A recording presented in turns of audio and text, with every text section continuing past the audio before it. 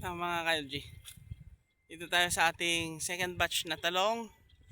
Then nililinisan natin bawat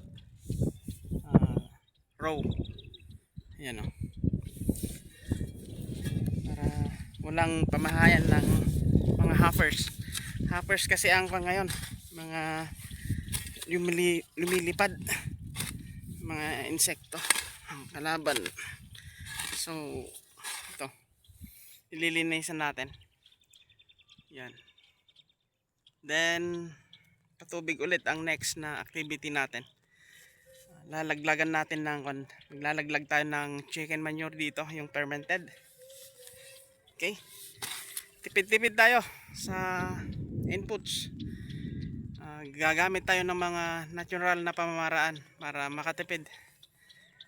Mahal na ngayon ang inputs, lalo na nung nagtaas na yung presyo ng petrolyo. Grabe,